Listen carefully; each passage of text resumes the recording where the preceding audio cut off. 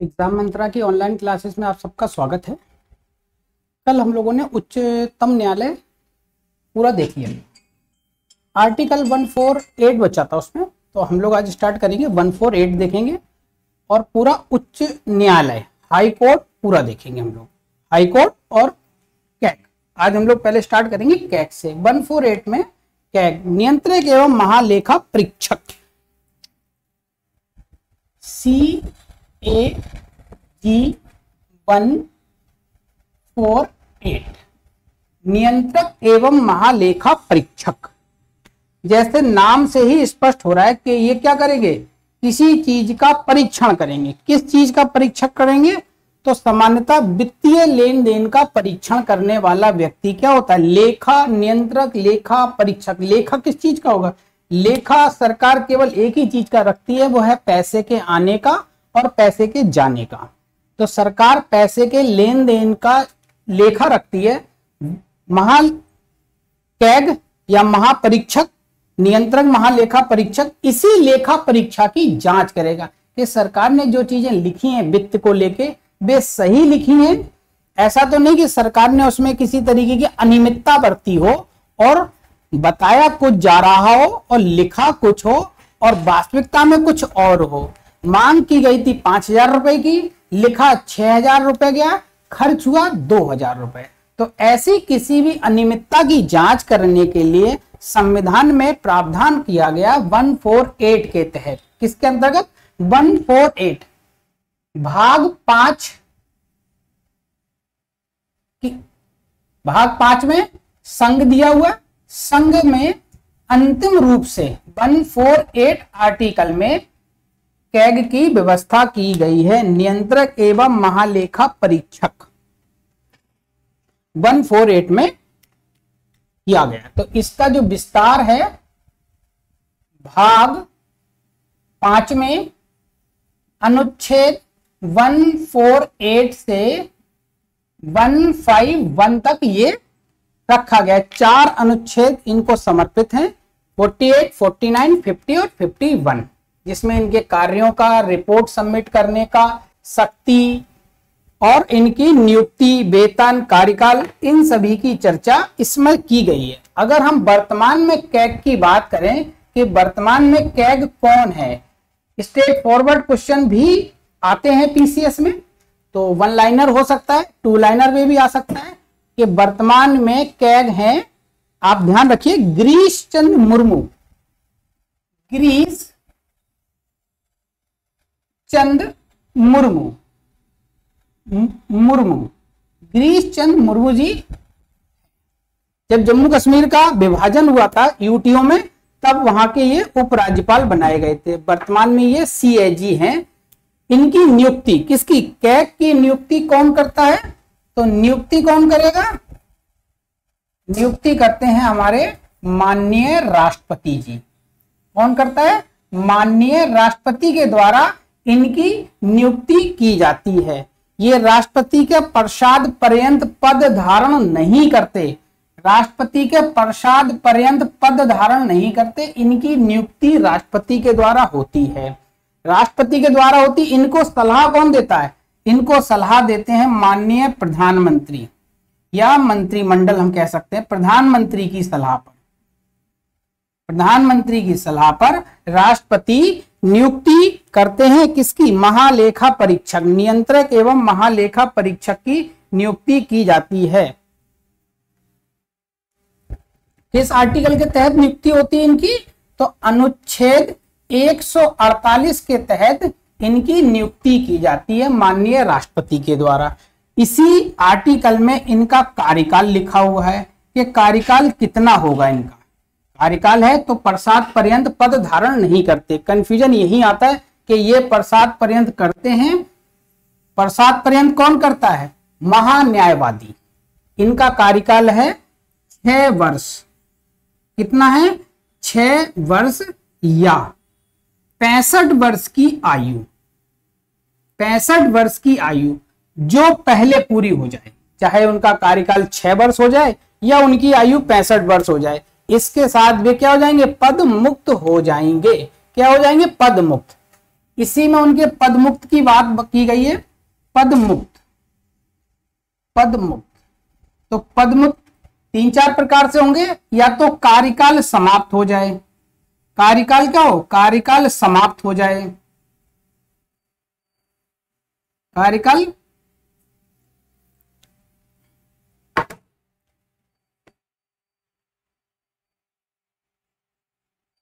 कार्यकाल समाप्त हो जाए, या वे त्याग पत्र दे दें, क्या कर दें, त्याग पत्र दे दें वे, या महाभियोग, महाभियोग की प्रक्रिया द्वारा संसद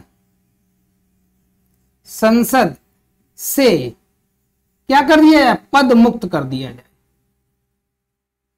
पद मुक्त कर दिया जाए। जब भी संसद शब्द लिखा जाएगा, आप ध्यान रखिए, संसद जब भी शब्द लिखा जा रहा है किसी के लिए, संसद का मीनिंग है लोकसभा प्लस राज्यसभा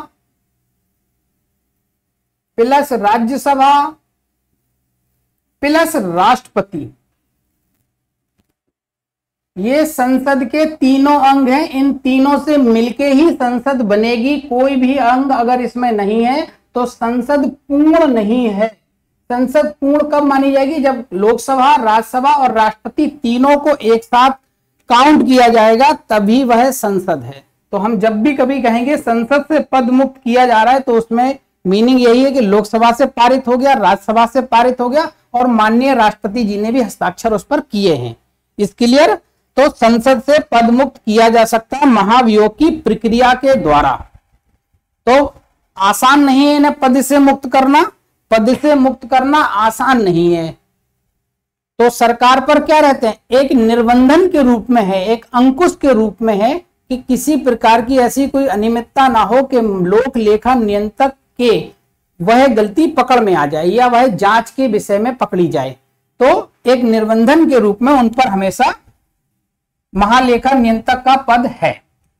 इनका वेतन, महालेखा नियंत्रक का पद वेतन, वेतन कितना है इनका वर्तमान में, तो 2.5 लाख रुपए इनका वर्तमान में वेतन है। 2.5 लाख रुपए वेतन। और किसका है इस समय, 2.5 लाख रुपए वेतन भारत के मुख्य न्याय, भारत के उच्च न्यायालय के मुख्य न्यायाधीश का और सुप्रीम कोर्ट के अन्य न्यायाधीश का भी इतना ही वेतन है। कितना, 2.5 लाख रुपए। और कैग का कितना है, 2.5 लाख रुपए ही इनका भी है। और इनको वेतन कहां से दिया जाता है, इनको वेतन भारत की संचित निधि से दिया जाता है। कहां से दिया जाता है, भारत की संचित निधि से इनको वेतन दिया जाता है। तो अनुच्छेद 148 में नियुक्ति है, पद मुक्ति है, कार्यकाल है और वेतन है। ये चारों चीजें अनुच्छेद 148 में वर्णित हैं। कार्यकाल इनका पूछा जाएगा तो आप याद रखिए 6 वर्ष या 65 वर्ष की आयु, 6 वर्ष या 65 वर्ष की आयु वेतन इन्हें मिलता है भारत की संचित निधि से। नियुक्ति करेंगे राष्ट्रपति प्रधानमंत्री की सलाह पर। और वर्तमान में मुख्य कैग जो है वो कौन है, वो है गिरीश चंद्र मुर्मू साहब।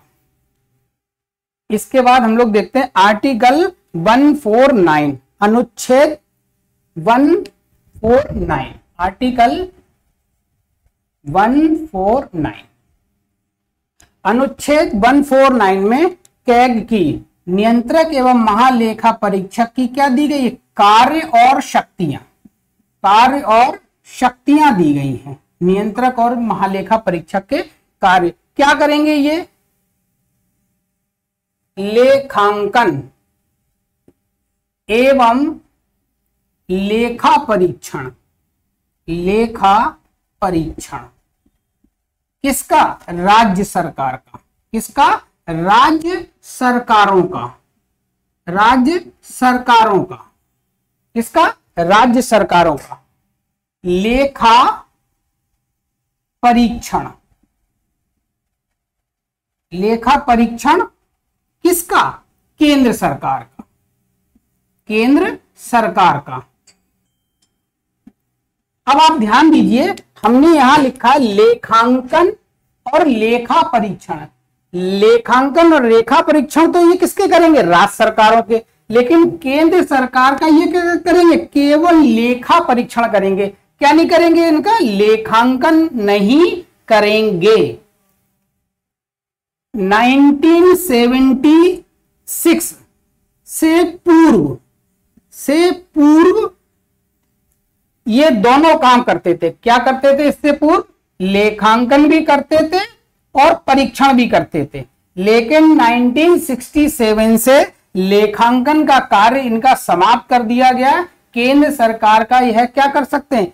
केवल और केवल लेखा परीक्षण करते हैं। ये इनके पास शक्ति है, लेखा परीक्षण करते हैं। IRS, जितने भी अखिल भारतीय सेवा के अधिकारी होते हैं IRS, वे सभी के सभी अधिकारी संपूर्ण भारत के किसके अधीन कार्य करते हैं? नियंत्रक एवं महालेखा परीक्षक के अधीन ही कार्य करते हैं। यह किसी भी विभाग, किसी भी कंपनी, किसी भी उपक्रम से उससे संबंधित, किससे? लेखा से संबंधित सभी दस्तावेज मांग सकता है और वह उसे देने के लिए बाध्य है। इज वेरी पावरफुल इंस्टीट्यूशन है ये। किसी भी राज्य सरकार के लेखांकन को जा सकता है, किसी भी वित्तीय कार्यालय में या राजस्व कार्यालय में जाकर वहां का ऑडिट कर सकता है और संपूर्ण भारत के राजस्व अधिकारी इसी के अधीन कार्य करते हैं और इसी को रिपोर्ट करते हैं और इसी अधिकारियों के द्वारा भेजे गए आंकड़ों के आधार पर यह अपनी रिपोर्ट बनाकर माननीय राष्ट्रपति जी को प्रतिवर्ष देता है। प्रतिवर्ष देता है। राज्यों के लिए अलग से किसी प्रकार के कैग की व्यवस्था संविधान में नहीं है। कहने का मतलब CAG एक होता है, बस केवल और केवल एक होता है। यही केंद्र का कार्य करेगा और यही राज्यों का कार्य करेगा। राज्यों के लिए अलग से किसी प्रकार के कैग की व्यवस्था भारत के संविधान में नहीं की गई है। इसका ध्यान रखिए, क्वेश्चन ये आया हुआ है। क्या कैग राज्यों के लेखाओं का परीक्षण कर सकता है? कर सकता है। क्या नगर पालिकाओं का परीक्षण कर सकता है? कर सकता है। क्या पंचायतों को दिए गए राजस्व का परीक्षण कर सकता है? कर सकता है। BSNL का कर सकता है? कर सकता है। NTPC का कर सकता है? कर सकता है। मैं पहले ही बोल चुका हूं, वेरी पावरफुल इंस्टीट्यूशन है ये राजस्व से संबंधित सभी सरकारी विभागों में जाकर उनका ऑडिट कर सकता है। इसके अतिरिक्त आकस्मिक निधि एवं संचित निधि से संबंधित सभी लेखाओं की क्या कर सकता है? जांच कर सकता है। आकस्मिक निधि और संचित निधि से संबंधित सभी लेन देन, निधियां या लेखाओं का परीक्षण कर सकता है कि पैसा वास्तविकता में सही खर्च हुआ है, किसी प्रकार की अनियमितता नहीं रखी गई है। इसके बाद हम लोग देखते हैं आर्टिकल 151, जिसमें रिपोर्ट बनाएगा। क्या बनाएगा? कैग एक रिपोर्ट बनाएगा और वह रिपोर्ट किसको दी जाएगी? वह रिपोर्ट दी जाएगी माननीय राष्ट्रपति जी को। यह क्वेश्चन आया हुआ है। कैग अपनी रिपोर्ट किसको देता है? कैग अपनी रिपोर्ट राष्ट्रपति जी को देता है और राष्ट्रपति साहब उस रिपोर्ट को संसद के पटल पर रखते हैं, क्योंकि संसद के भी अंग है तो संसद के पटल पे भी रखवाते हैं। 151 में क्या है? रिपोर्ट राष्ट्रपति को। रिपोर्ट किसको दी जाती है? राष्ट्रपति को रिपोर्ट दी जाएगी 151 के तहत। इसी रिपोर्ट के आधार पर कैग की रिपोर्ट, CAG की जो रिपोर्ट है, इसी रिपोर्ट को बाद में लोक लेखा समिति क्या करती है? जांच करती है। इसी को लोक लेखा समिति क्या करती है? जांच करती है कि जो रिपोर्ट आई है उसी को आधार बनाकर सरकार को दिए गए पैसे की जांच करती है लोक लेखा समिति। लोक लेखा समिति में 22 सदस्य होते हैं, कुल 22 सदस्य होते हैं, 15 लोकसभा से और 7 राज्यसभा से, 15 लोकसभा से और 7 राज्यसभा से। लोक लेखा समिति का अध्यक्ष, लोक लेखा समिति का अध्यक्ष हमेशा कहां से आता है? विपक्ष का नेता होता है। विपक्ष का नेता, विपक्ष के नेता को ही क्या बनाया जाता है? अध्यक्ष बनाया जाता है। वर्तमान में कौन है? तो वर्तमान में है अधीर रंजन चौधरी। अधीर रंजन चौधरी हैं जो कांग्रेस से संबंधित हैं। ऐसी कोई व्यवस्था संविधान में नहीं लिखी है कि विपक्ष का नेता ही बनाया जाएगा, लेकिन परंपरा अनुसार यह व्यवस्था चली आ रही है कि विपक्ष का व्यक्ति ही लोक लेखा समिति का अध्यक्ष बनाया जाएगा। जैसे प्राक्कलन समिति का अध्यक्ष पक्ष का व्यक्ति, लोक लेखा का विपक्ष का व्यक्ति। इस क्लियर? लोक लेखा समिति को कागजी शेर की संज्ञा भी दी जाती है।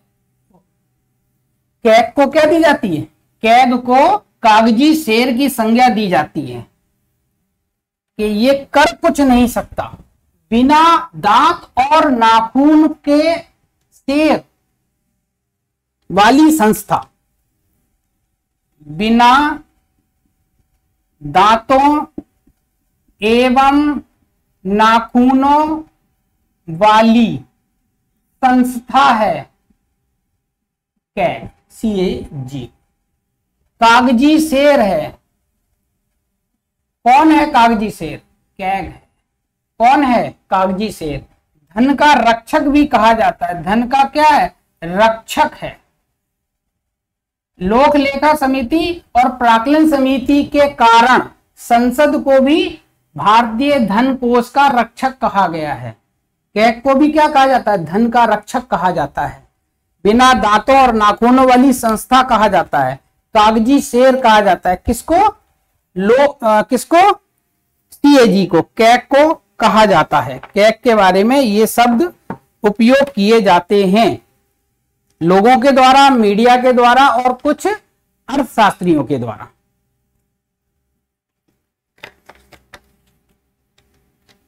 अब हम लोग स्टार्ट करते हैं उच्च न्यायालय। क्या स्टार्ट करते हैं? उच्च न्यायालय। तो CAG 148 में है। अपनी रिपोर्ट राष्ट्रपति जी को देता है। नियुक्ति राष्ट्रपति साहब करते हैं। किसकी सलाह पर? प्रधानमंत्री की सलाह पर। और इनका कार्यकाल 6 वर्ष या 65 वर्ष की आयु तक रहता है। इन्हें महाभियोग की प्रक्रिया से पदच्युत किया जा सकता है। बीच में अपना त्यागपत्र राष्ट्रपति को देते हैं या कार्यकाल होने पर भी पदमुक्त हो सकते हैं। तो कैग 148 से लेके 15 तक था। तो हम लोग अब देखेंगे उच्च न्यायालय।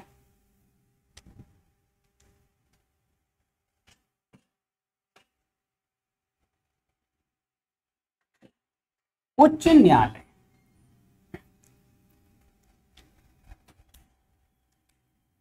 सुप्रीम कोर्ट, उच्चतम न्यायालय।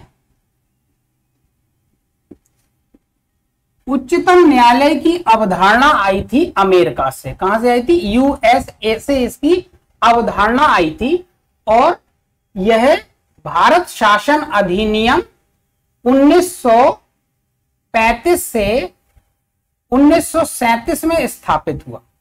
1937 में यह स्थापित हुआ। लेकिन उच्च न्यायालय के लिए ऐसी किसी प्रकार की अवधारणा कहीं से नहीं है। यह अवधारणा हमें कहां देखने को मिलती है? तो भारत शासन अधिनियम 1935 में इस प्रकार की अवधारणा हमें देखने को मिलती है। कहां से मिलती है? सुप्रीम कोर्ट की अवधारणा तो अमेरिकी संविधान से ली है हमने, लेकिन उच्च न्यायालय की जो अवधारणा है वह भारत शासन अधिनियम से आई है। कहां से आई? भारत शासन अधिनियम 1935 से। अब सवाल ये उठता है कि अगर भारत शासन अधिनियम 1935 से ये अवधारणा आई है तो भारत परिषद अधिनियम 1861 में तीन उच्च न्यायालय के गठन की बात की गई है। क्या की गई? गठन की बात रखी गई है। उसमें किसमें? भारत परिषद अधिनियम 1861 में तीन उच्च न्यायालय के गठन की बात रखी गई है और तीन उच्च न्यायालय बने 1862 में। 1862 में तीन उच्च न्यायालयों का गठन किया गया या स्थापना की गई तीन उच्च न्यायालयों की, जिसका आधार था भारत परिषद अधिनियम 1961 में। कौन कौन से भी उच्च न्यायालय थे? तो थे कोलकाता, मुंबई और मद्रास। कोलकाता, मुंबई और मद्रास उच्च न्यायालय बनाए गए 1862 में। कब बनाए गए? 1862 में बनाए गए। इसके बाद एक चौथा उच्च न्यायालय बना 1866 में। 1866 में एक और उच्च न्यायालय बना जो चौथा उच्च न्यायालय था। इस उच्च न्यायालय का नाम था इलाहाबाद उच्च न्यायालय। इलाहाबाद उच्च न्यायालय बनकर तैयार हुआ हमारा 1866 में। इलाहाबाद उच्च न्यायालय जो चौथा उच्च न्यायालय था। अब बात ये होती है कि तो फिर भारत परिषद अधिनियम से क्यों नहीं आए? क्योंकि भारत परिषद अधिनियम में यह स्पष्ट रूप से नहीं कहा गया था कि भारत में कितने उच्च न्यायालय बनाए जाएंगे, कहां बनाए जाएंगे और क्यों बनाए जाएंगे। तीन उनके अधिक्षेत्र थे ब्रिटिशों के या ईस्ट इंडिया कंपनी के या ब्रिटिश क्राउन के। उन्हीं अधिक्षेत्रों में प्रभावी रूप से तीन उच्च न्यायालय बना दिए गए, जिनकी विधि का आधार कुछ ब्रिटिश कानून और कुछ ईस्ट इंडिया कंपनी के कानूनों को मिलाकर बनाया गया था। लेकिन 1935 के भारत शासन अधिनियम में संघ की व्यवस्था की गई थी कि भारत को क्या बनाना है? एक संघ बनाना है हमें। तो जब संघ बनाया जाएगा तो उसमें एक केंद्र होगा और राज्य होंगे।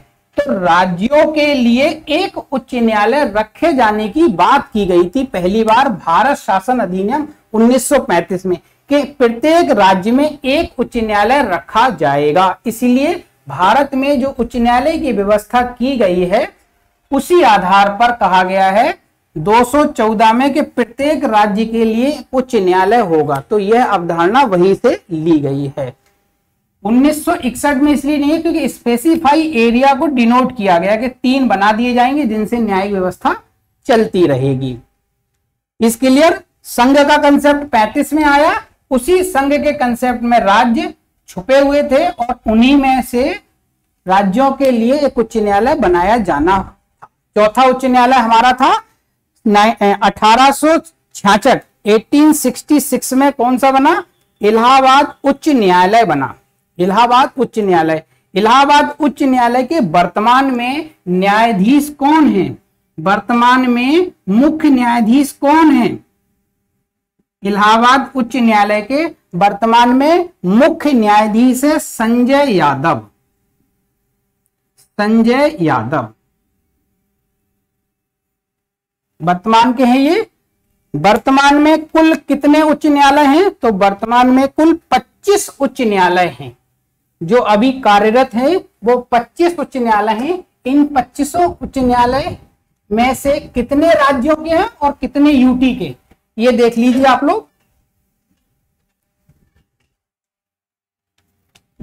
वर्तमान में कुल कितने हैं? 25 उच्च न्यायालय हैं। 25 हाईकोर्ट हैं वर्तमान में, जिसमें से 23 क्या है? राज्यों के अंतर्गत हैं और 2 यूटी के अंतर्गत आते हैं। 2 यूटी के अंतर्गत आते हैं। यूटी के अंतर्गत है दिल्ली और दूसरा है जम्मू एवं कश्मीर का। जम्मू और कश्मीर दूसरा यूटी है, जम्मू और कश्मीर। ऐसे कुल 25 उच्च न्यायालय वर्तमान में कार्यरत हैं। 2 यूटी में, एक दिल्ली का और दूसरा जम्मू और कश्मीर का, जम्मू और कश्मीर का 7वां संविधान संशोधन हुआ और 7वें संविधान संशोधन से यह प्रावधान किया गया कि प्रत्येक 7वां संविधान संशोधन हुआ, संशोधन, और उसमें कहा गया, क्या कहा गया कि सरकार 2 या 2 से अधिक राज्यों के लिए, सरकार 2 या 2 से अधिक राज्यों एवं यूटी के लिए संयुक्त न्यायालय बना सकती है या गठन कर सकती है। यह बात 7वें संविधान संशोधन से संविधान में रखी गई। कहां से रखी गई? 7वें संविधान संशोधन से। तो इसके बाद से संयुक्त न्यायालय बने होंगे, क्योंकि संविधान में संशोधन किन्हीं कारणों से किया गया होगा, आवश्यकता अनुसार। तो उस समय संयुक्त न्यायालय की आवश्यकता पड़ी होगी। तो वर्तमान में अगर हम देखें तो हमारे पास वर्तमान में 6 संयुक्त उच्च न्यायालय हैं, संयुक्त हाईकोर्ट है वर्तमान में। कितने हैं? 6। क्वेश्चन कई बार आता रहा है कि अंडमान निकोबार किस उच्च न्यायालय की अधिकारता में आता है, या अभी आप ध्यान दे रहे होंगे अगर करंट पे, तो लक्षद्वीप का मुद्दा काफी हाईलाइटेड रहा। तो नियर भविष्य में हमसे पूछा जा सकता है कि लक्षद्वीप किस उच्च न्यायालय के न्यायिक क्षेत्र में आता है। तो ये आपको ध्यान देना पड़ेगा। वर्तमान में कितने संयुक्त न्यायालय हैं? तो वर्तमान में 6 संयुक्त न्यायालय की बात रखी गई है। हम देखते हैं 6 संयुक्त उच्च न्यायालय। कलकत्ता उच्च न्यायालय,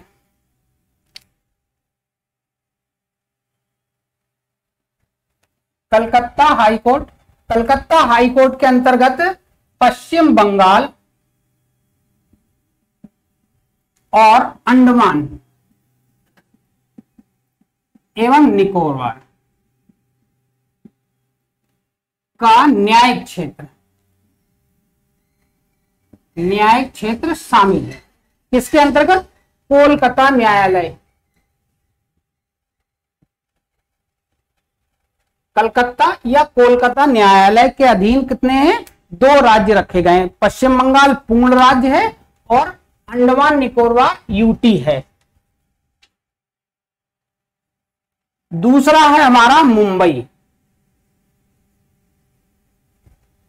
दूसरा है मुंबई हाई कोर्ट, दूसरा है मुंबई हाई कोर्ट। इसके अंतर्गत रखा गया महाराष्ट्र,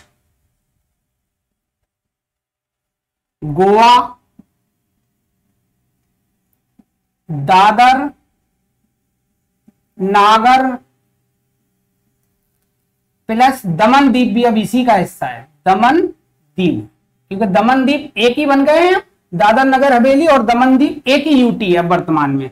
इन दोनों को मिलाकर एक कर दिया गया, तो एक यूटी और 2 राज्यों को मिलाकर महाराष्ट्र मुंबई उच्च न्यायालय के अधीन न्यायिक क्षेत्र में इनको रखा गया है। किसके? मुंबई उच्च न्यायालय के न्यायिक क्षेत्र में महाराष्ट्र शामिल है, गोवा शामिल है, दादर नगर हवेली शामिल है। इसके बाद हम लोग देखते हैं पंजाब हरियाणा उच्च न्यायालय, पंजाब हरियाणा उच्च न्यायालय। इसके अंतर्गत जैसे नाम में ही दिख रहा है आपको 2 राज्य तो ऑलरेडी इसमें इंक्लूड है, पंजाब और हरियाणा, और इसके साथ एक और जुड़ा हुआ है चंडीगढ़ जुड़ा हुआ है, जो यूटी है। ये पूर्ण राज्य हैं दोनों और वो यूटी है। कौन? चंडीगढ़ यूटी है, पंजाब और हरियाणा 2 राज्य जुड़े हुए हैं। तीसरा राज्य हम लोग देखते हैं मद्रास उच्च न्यायालय, मद्रास उच्च न्यायालय। चौथा है Madras high court. Madras high court के अंदर है तमिलनाडु, और पुदुचेरी। पुदुचेरी एक यूटी और एक राज्य मद्रास हाई कोर्ट के अंतर्गत है। दूसरा देखते हैं हम लोग गुवाहाटी उच्च न्यायालय।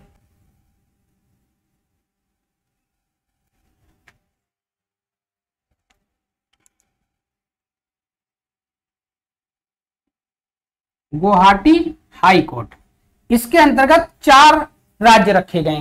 कौन कौन से हैं? असम, नागा, मिजो, अरुणाचल।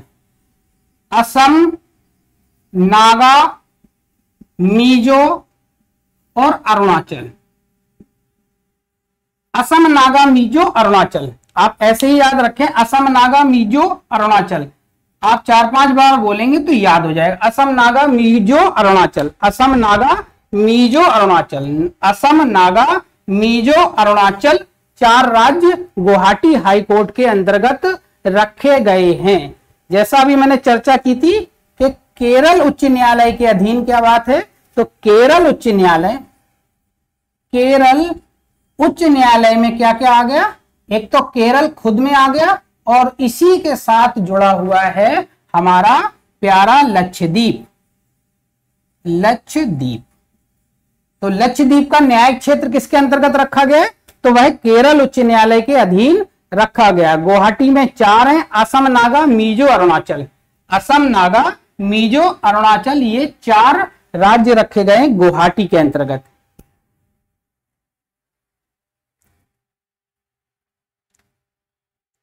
तो हम लोग अब आगे देखते हैं इसके उच्च न्यायालय के बारे में। आर्टिकल वाइज देखेंगे हम लोग कि कहां कहां उनको रखा गया है और कैसे कैसे हैं। जब हम ये कहते हैं सुप्रीम कोर्ट, तो आप इसके नाम को देखिए, CJI, chief justice of India. क्या लिखा हुआ है? Chief justice of India. लेकिन अगर हम यहां लिख दें उत्तर प्रदेश, तो उत्तर प्रदेश में क्या लिखा जाएगा? Chief justice of Allahabad. क्या लिखेंगे? Chief justice of Allahabad. वे उत्तर प्रदेश के चीफ ऑफ जस्टिस नहीं हैं, वे इलाहाबाद हाई कोर्ट के जस्टिस हैं।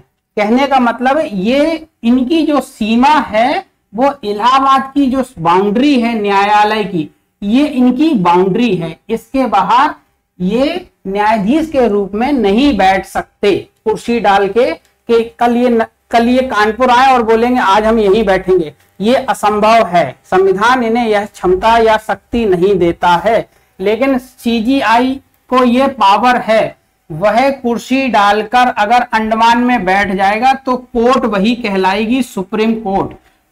क्या कहलाएगी? वही कहलाएगी सुप्रीम कोर्ट। तो इसीलिए इसको कहा जाता है CJI, chief justice of India. शब्द इसीलिए लिखा गया, भारत के मुख्य न्यायाधीश। लेकिन अगर हम उत्तर प्रदेश के मुख्य न्यायाधीश बोलेंगे तो हम क्या बोलेंगे? इलाहाबाद के मुख्य न्यायाधीश। जस्ट अभी हमने नाम लिखाया था संजय यादव। क्या लिखाया था हमने? इलाहाबाद के मुख्य न्यायाधीश, इलाहाबाद उच्च न्यायालय के मुख्य न्यायाधीश लिखा है। तो आप इसको ध्यान रखिए। इसीलिए आपने ध्यान दिया होगा कि 2 बार मुख्य न्यायाधीशों ने अपनी खंडपीठ के रूप में, परमानेंट नहीं है वो वहां बैठे और डिसीजन किया। कहां कहां? एक तो हैदराबाद आपने देख ही लिया था कि हैदराबाद में बैठे। कहां गए होंगे बैठने? कोई राजा के या मैदान में तो बैठे नहीं होंगे, जो वहां का कोर्ट होगा वहां बैठ गए। वही कोर्ट क्या कहलाने लगा होगा? सुप्रीम कोर्ट कहलाने लगा। इसी प्रकार के जम्मू कश्मीर में जब वो बैठे होंगे तो वो जगह सुप्रीम कोर्ट बन गई। कहने का मतलब है कि भारत के CJI संपूर्ण भारत के हैं, लेकिन इलाहाबाद उच्च न्यायालय के जो न्यायाधीश हैं वो इलाहाबाद उच्च न्यायालय के न्यायाधीश हैं, उत्तर प्रदेश के न्यायाधीश नहीं हैं।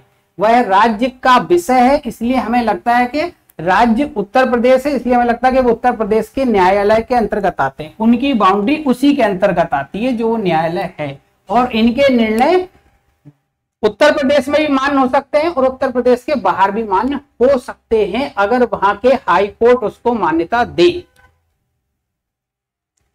इसके आगे हम लोग पढ़ते हैं। तो इतना बात समझ में आ गई CJI में और उत्तर प्रदेश के न्यायाधीश में। सुप्रीम कोर्ट, सुप्रीम कोर्ट संपूर्ण भारत का सर्वोच्च न्यायालय है। क्या है? न्यायालय है। हाई कोर्ट, हाई कोर्ट उस राज्य का सर्वोच्च न्यायालय है। क्या है? सर्वोच्च न्यायालय है उस राज्य का जिस राज्य में इसकी सीमाएं हैं। तो हम लोग अब आगे देखते हैं इसके बारे में।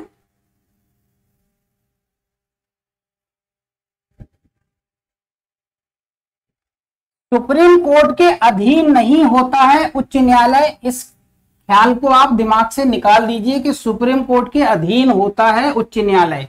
सुप्रीम कोर्ट के अधीन नहीं होता है उच्च न्यायालय। उच्च न्यायालय स्वतंत्र बॉडी है। हाँ, उच्चतम न्यायालय के निर्णय के विरुद्ध हम जा सकते हैं। कहा? Supreme court.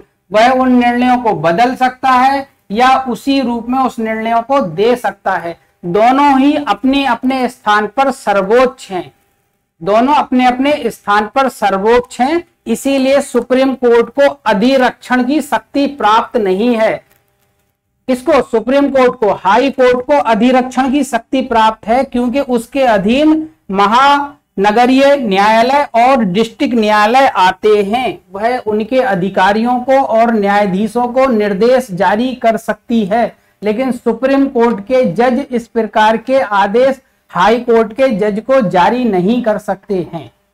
उन पर महाभियोग की प्रक्रिया उसी रूप में चलाई जाती है जैसी 124(4) में सुप्रीम कोर्ट के न्यायाधीश के, वही व्यवस्था 104 में हाई कोर्ट के न्यायाधीश के इक्विवेलेंट है। उन्हें उसी विधि से और उसी प्रक्रिया से हटाया जाता है जिस प्रक्रिया से सुप्रीम कोर्ट के न्यायाधीश को हटाया जाता है।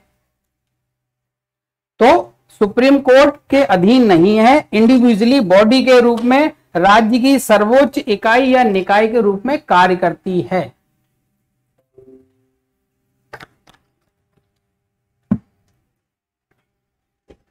हाई कोर्ट भाग 6, हाई कोर्ट भाग 6 अनुच्छेद 214 से 231 के बीच वर्णित किया गया है। हमने जैसे बताया था आपको कि 124 में सुप्रीम कोर्ट है, तो सुप्रीम कोर्ट है, और 214 में हाई कोर्ट है। ये एक साथ ही याद करना है आपको क्योंकि एक का अंतर यहां पर आ जाता है। जैसे 123 में राष्ट्रपति का अध्यादेश की शक्ति है और 213 में राज्यपाल की अध्यादेश की शक्ति है। ये दोनों अनुच्छेद सेम टू सेम चलते हैं, तो इनको दोनों को ऐसे ही याद रखेंगे तो आप इंटरलिंक बनाए रखेंगे। अब हम लोग एक एक आर्टिकल को देखते हैं।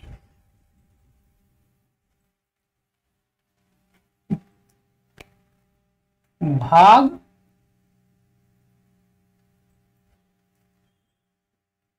है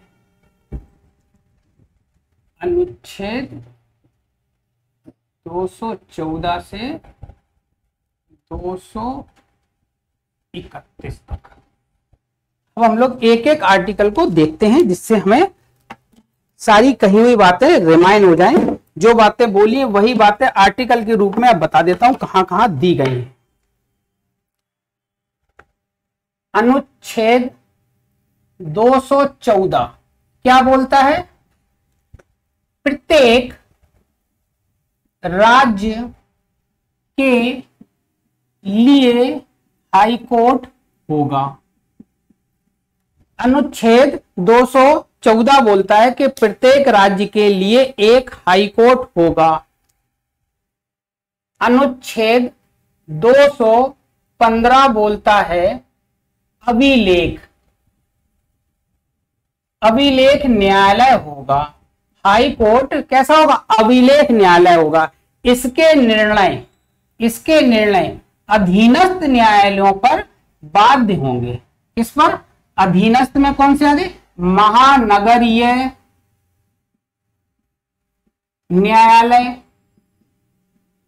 डिस्ट्रिक्ट कोर्ट पर क्या होंगे, मान्य होंगे।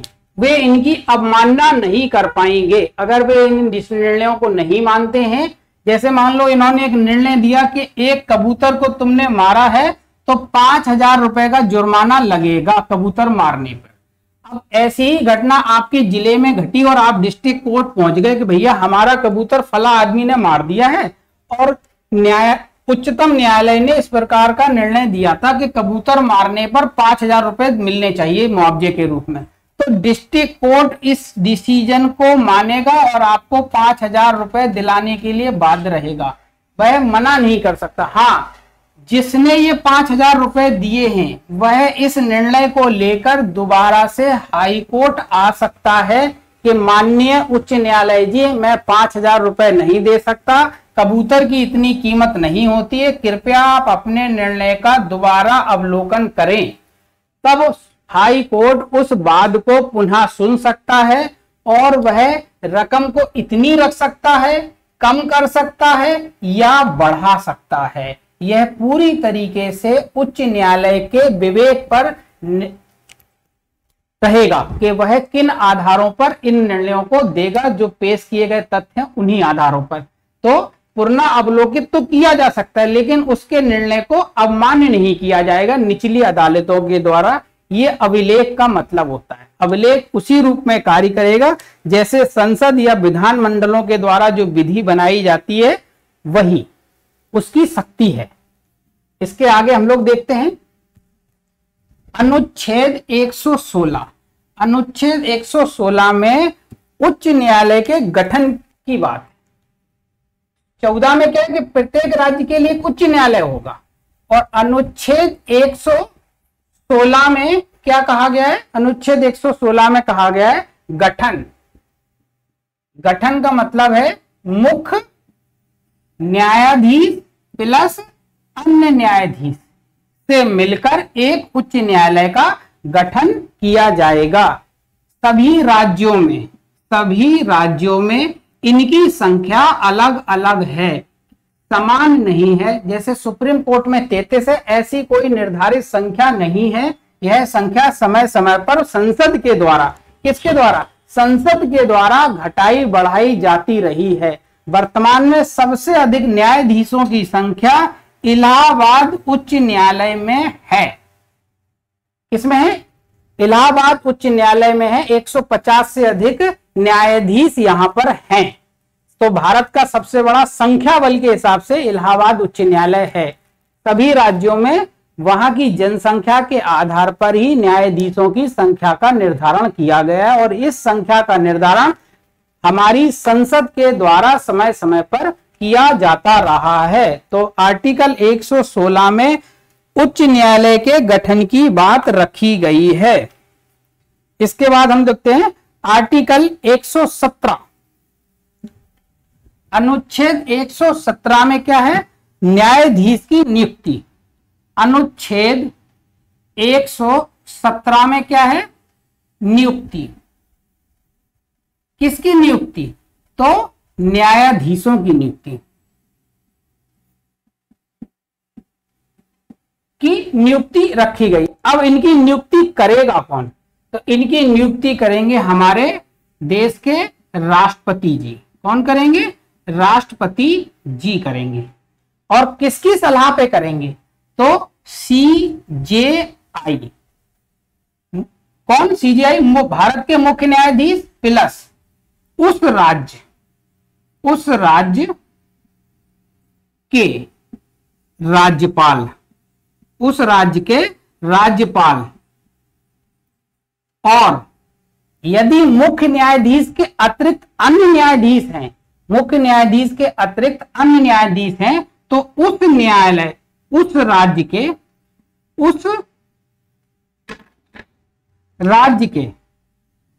राज्य के हाई कोर्ट के मुख्य न्यायाधीश की सलाह इसमें शामिल रहेगी।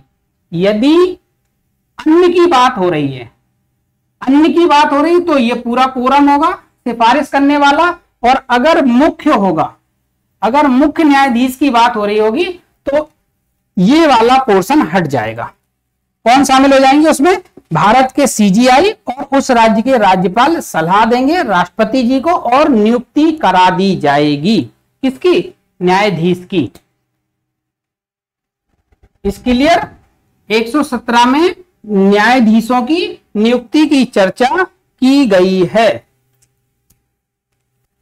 117 में किसका परामर्श चाहिए? तो सीजीआई की और उस राज्य के राज्यपाल की। हम देखते हैं योग्यता।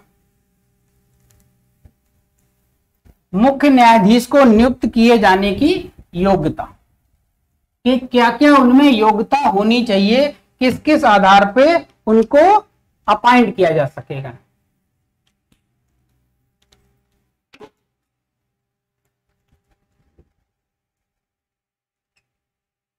योग्यता, हाई कोर्ट में 10 वर्ष अधिवक्ता रहे हों।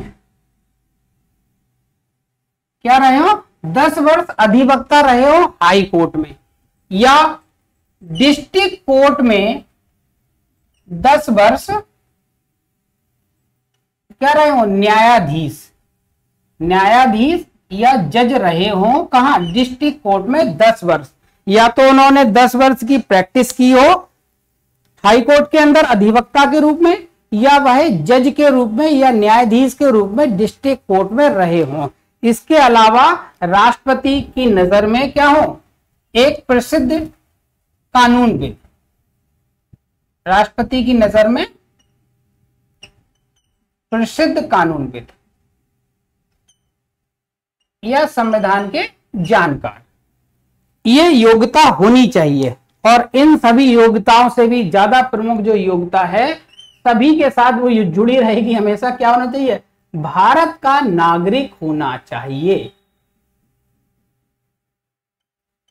कंपलसरी है कि वो व्यक्ति क्या होना चाहिए? भारत का नागरिक होना चाहिए। 10 वर्ष वह हाई कोर्ट में क्या कर चुका हो? हाई कोर्ट में वकालत, और 10 वर्ष डिस्ट्रिक्ट कोर्ट में क्या कर चुका हो? न्यायाधीश के रूप में कार्य कर चुका हो। ऐसा व्यक्ति हाई कोर्ट का जज बनने की योग्यता धारण करता है।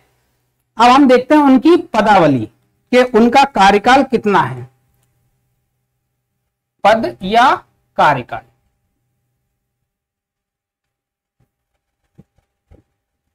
बासठ वर्ष की आयु तक वे हाई कोर्ट में जज के रूप में कार्य कर सकते हैं। कहां कार्य कर सकते हैं? हाई कोर्ट में। इसके बीच में क्या कर सकते हैं? बीच में वो त्याग पत्र दे सकते हैं। क्या दे सकते हैं? त्याग पत्र दे सकते हैं। बीच में त्याग पत्र दे सकते हैं। दूसरा, महाभियोग की प्रक्रिया द्वारा उन्हें पदच्युत किया जा सकता है, पद मुक्त किया जा सकता है, पद मुक्त किया जा सकता है। और ये सारी प्रक्रिया कहां चलाई जाएगी? ये सारी प्रक्रिया संसद के द्वारा चलाई जाएगी और वहीं पारित की जाएगी। तो इनको हटाए जाने की शक्ति किसके पास है? संसद के पास है, किसी विधानमंडल के पास नहीं है। और आधार क्या होगा? आधार वही है, अनुच्छेद 124(4) में क्या लिखा था? सावित कदाचार, कदाचार और अक्षमता, अक्षमता, इन्हीं आधारों पर इन पर महाभियोग चलाया जा सकता है। साबित कदाचार और अक्षमता के आधार पर अनुच्छेद 124 में जो विधि लिखी हुई महाभियोग की, उसी आधार पर इन्हें हटाया जाएगा। इसके बाद हम लोग देखते हैं आर्टिकल 119। आर्टिकल 119 में हाई कोर्ट के जज की शपथ का प्रावधान रखा गया है।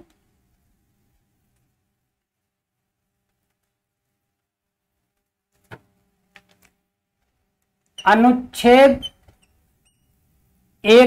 219, आर्टिकल 219 के में क्या है? इनकी शपथ।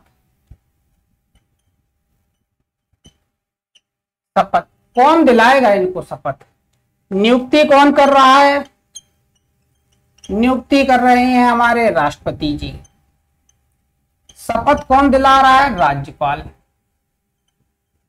ये ध्यान रखना आप लोग, शपथ इन्हें उस राज्य के राज्यपाल के द्वारा दिलाई जाती है जिस राज्य के उच्च न्यायालय में यह अपना पद ग्रहण करते हैं। आर्टिकल 219 के तहत इन्हें शपथ दिलाई जाती है और नियुक्ति करते हैं राष्ट्रपति अनुच्छेद 217 के तहत।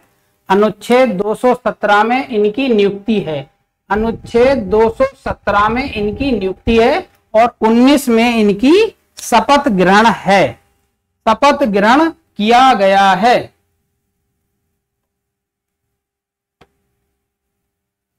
इसके बाद हम लोग देखते हैं आर्टिकल 221। आर्टिकल 221 में क्या है? अनुच्छेद 221 में है वेतन एवं भत्ते। वेतन और भत्ते, वेतन इन्हें कहां से दिया जाता है? वेतन दिया जाता है राज्य की संचित निधि से। राज्य संचित निधि से इन्हें क्या दिया जाता है? वेतन दिया जाता है। लेकिन इन्हें पेंशन, पेंशन कहां से दी जाएगी? पेंशन दी जाएगी केंद्र की संचित निधि से। ये ध्यान रखिए, दो अलग अलग संचित निधियों से ये अपने जीवन यापन का साधन पाते हैं। इन्हें जो पैसा मिलता है अपने कार्य के लिए और कार्य के बाद अनुकंपा के रूप में, वो यही है कि वेतन इन्हें देगी राज्य की संचित निधि, राज्य सरकार। जब ये रिटायर होकर घर चले जाएंगे तो केंद्र सरकार इनके भरण पोषण के रूप में पेंशन देगी। वह पेंशन दी जाएगी केंद्र की संचित निधि से। कहां से दी जाएगी? संचित निधि से। तो मुख्य न्यायाधीश का वेतन कितना है? हाई कोर्ट के मुख्य न्यायाधीश के वेतन कितना है? कहां के? हाई कोर्ट के। तो कितना है हाई कोर्ट का? तो यह है 2.5 लाख। यह है मुख्य न्यायाधीश का वेतन। और अन्य का कितना है? तो अन्य का है 2.25 लाख, 2,25,000 रुपए अन्य का वेतन है। पेंशन के रूप में इन्हें लगभग 120, 1/2 मतलब 50% से थोड़ा अधिक वेतन प्राप्त होता है। हम कह सकते हैं ना 1.25 लाख रुपए पेंशन के रूप में प्राप्त होता होगा, या 1,20,000 के समथिंग। तो मेन है वेतन, याद रखें आप, 2.5 लाख रुपए मुख्य न्यायाधीश को, 2,25,000 अन्य न्यायाधीश को। 221 में वेतन की बात की गई है। वेतन देगा इन्हें राज्य की संचित निधि से और पेंशन दी जाएगी केंद्र की संचित निधि से। इसके बाद हम लोग देखते हैं कार्यकारी न्यायाधीश। अनुच्छेद 126 में मुख्य कार्यकारी न्यायाधीश की बात सुप्रीम कोर्ट में की गई थी। इसमें 126 में मुख्य कार्यकारी न्यायाधीश की बात सुप्रीम कोर्ट के लिए की गई थी, जिसकी नियुक्ति राष्ट्रपति के द्वारा की जाएगी। ऐसे ही कार्यकारी न्यायाधीश की बात यहां की गई है। कहां? उच्च न्यायालय में भी।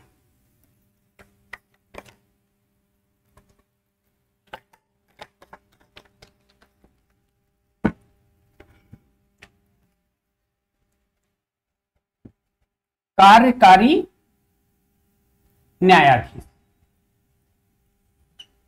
मुख्य एवं अन्य। मुख्य और अन्य। मुख्य की बात की गई है अनुच्छेद 223 में। अनुच्छेद 223 में मुख्य कार्यकारी न्यायाधीश की बात की गई है, जबकि अन्य कार्यकारी न्यायाधीश की बात अनुच्छेद 224, अनुच्छेद 223 और अनुच्छेद 224 के अंतर्गत कार्यकारी न्यायाधीश की बात की गई है। कार्यकारी न्यायाधीश की बात की गई है, जबकि तदर्थ न्यायाधीश की बात इसी 24 में है। तदर्थ न्यायाधीश की बात भी 224 के अंतर्गत ही की गई। एडहॉक जिसको हम लोग कह रहे थे, वहां 127 में वहां एडहॉक की बात थी। यहां 224 के अंतर्गत तदर्थ न्यायाधीश और कार्यकारी न्यायाधीश दोनों की बात 224 में की गई है। 223 में मुख्य कार्यकारी न्यायाधीश की बात रखी गई है।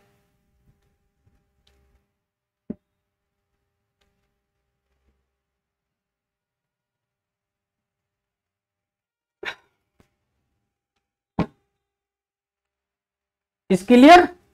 आगे देखते हैं हम लोग अनुच्छेद 226 आर्टिकल 226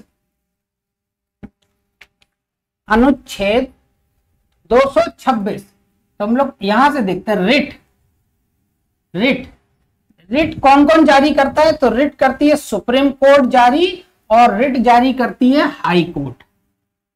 हाई कोर्ट।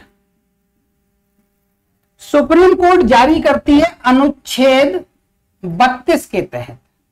किसके तहत? 32 के तहत।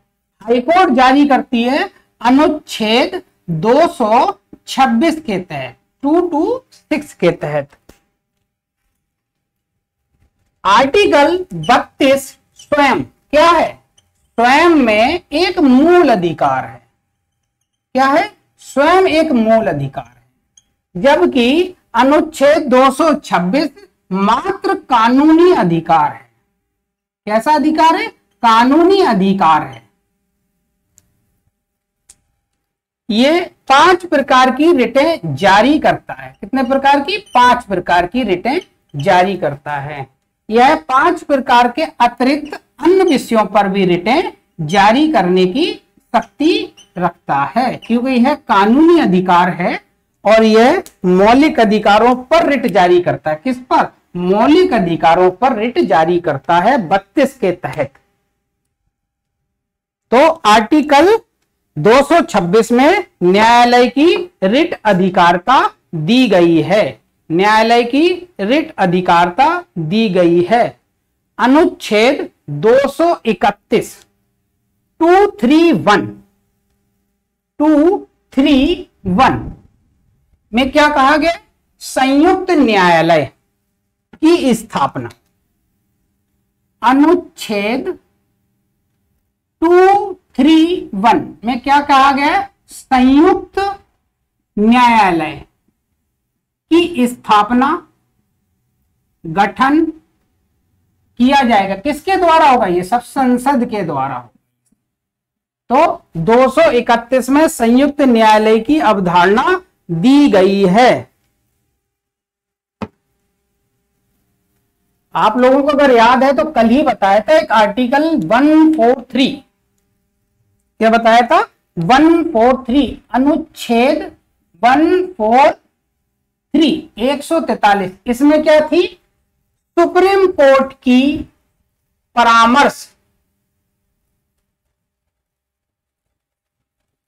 परामर्शकारी कार्य या शक्ति कह सकते हैं हम लोग, या कर्तव्य कह सकते हैं।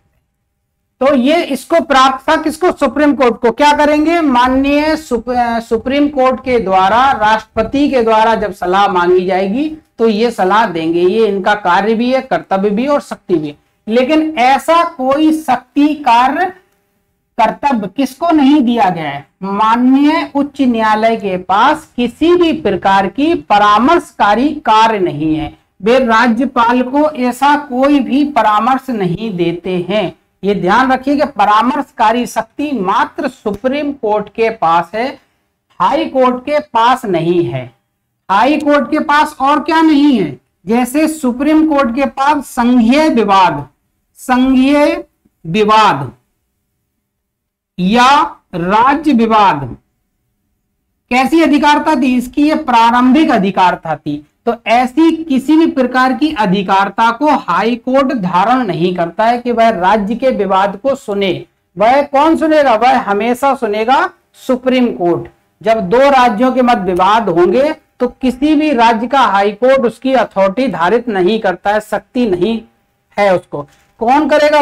वह करेगा सुप्रीम कोर्ट। तो परामर्शकारी शक्ति नहीं है इसके पास, और ऐसी किसी भी संघीय या राज्य विवाद की शक्ति नहीं है सुप्रीम कोर्ट के पास। इसके अलावा सुप्रीम कोर्ट में हमने देखा था राष्ट्रपति और उपराष्ट्रपति, राष्ट्रपति प्लस उपराष्ट्रपति के चुनाव विवाद संबंधी सभी अधिकारताएं किसके पास है? सुप्रीम कोर्ट के पास थी। हाई कोर्ट के पास ऐसी कोई अधिकारता नहीं है कि राज्यपाल से संबंधित कोई अधिकारता हो या राष्ट्रपति से संबंधित कोई अधिकारता। इसके पास जो अधिकारता है चुनाव विवाद वाली वह है member of parliament, MLC member of legislative, MLA और मेंबर ऑफ काउंसिल और एमएलसी मेंबर ऑफ असेंबली और मेंबर ऑफ काउंसिल और मेंबर ऑफ पार्लियामेंट की चुनाव से संबंधित विवाद। इसमें अगर आपको ध्यान हो तो कर्नाटक में जब चुनाव विवाद हुए थे येदियुरप्पा वाले, तब वहां के हाई कोर्ट रात को खोलकर उस विवाद को हल किया गया था। तो वह विवाद वही था, वह राष्ट्रपति का विवाद नहीं था। राष्ट्रपति और उपराष्ट्रपति के चुनावी विवाद हमेशा सुप्रीम कोर्ट के द्वारा ही सुलझाए जाएंगे। कंपनी विवाद, किसी कंपनी का विवाद है तो सुप्रीम कोर्ट हाई कोर्ट जा सकते हैं। मान हानि करना, आपका किसी ने अपमान कर दिया तो आप मुकदमा कर सकते हैं। मान हानि का विवाद, तलाक संबंधी विवाद, विवाह संबंधी विवाद, ये सभी विवाद हाई कोर्ट के अंतर्गत आते हैं। सामान्यतः हाई कोर्ट अपीलीय न्यायालय के रूप में कार्य करता है। अपीलीय न्यायालय, सुप्रीम कोर्ट भी अपीलीय न्यायालय के रूप में काम करेगा। कब? जब हाई कोर्ट की विवाद, हाई कोर्ट के फैसले के विरुद्ध हम जब सुप्रीम कोर्ट जाएंगे तो सुप्रीम कोर्ट अपीलीय न्यायालय के रूप में कार्य करता है। हाई कोर्ट में सभी डिस्ट्रिक्ट कोर्ट, सभी महानगरीय न्यायालय के विरुद्ध जब फैसला आता है तो वह अपीलीय न्यायालय के रूप में कार्य कर रहा होता है।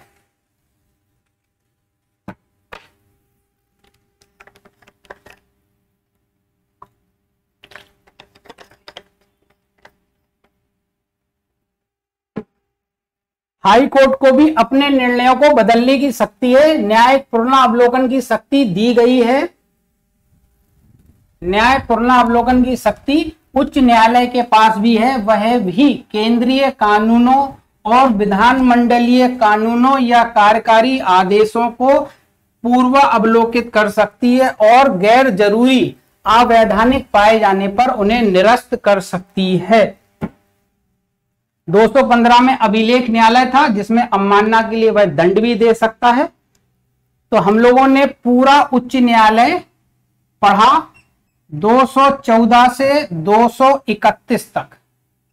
231 तक हमारा संपूर्ण supreme court plus high court समाप्त हो गया है। अब बचे हैं अधीनस्थ न्यायालय। अधीनस्थ न्यायालय जिसमें परिवार न्यायालय, लोक अदालतें, हरित न्यायालय, डिस्ट्रिक्ट कोर्ट, महानगरीय न्यायालय, ये 5-6 हैं। तो हम लोग कोशिश करेंगे अगले टॉपिक में अधीनस्थ न्यायालय भी हम लोग हल कर लें, क्योंकि लोक अदालतों से एक बार क्वेश्चन आया हुआ, एक बार परिवार अदालतों को लेकर क्वेश्चन आया हुआ है। अधीनस्थ न्यायालयों की हम लोग विस्तृत चर्चा करेंगे। आज के लिए धन्यवाद।